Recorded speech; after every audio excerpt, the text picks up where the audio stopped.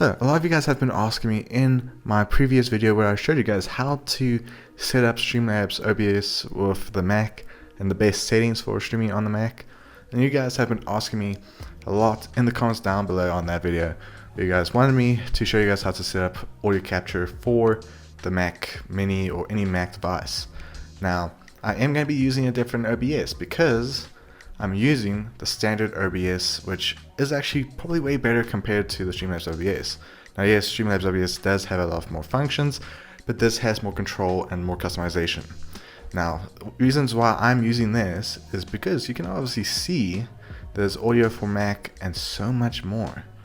Now this is basically due to the OBS now having capability of capturing audio on Mac, which is such a nice thing to have. So the best way to really set it up is add the configuration. You can do MacOS screen capture, where it will also capture not only just the screen, but also the audio. Or if you're just going to have some music in the background for your streams or your recordings, you can literally just add MacOS audio.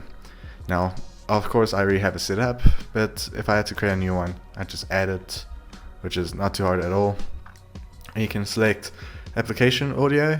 So that means stuff like Google Chrome, Safari, and so much more. Or you can just do standard desktop, which also works pretty well. Now that's the best way to really set it up. It's so easy, it's so simple.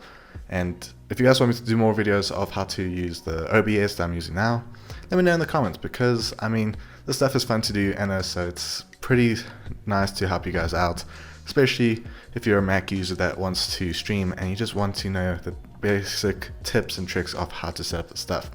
Otherwise, see you guys next video. Be safe as always. Have a great day. Bye.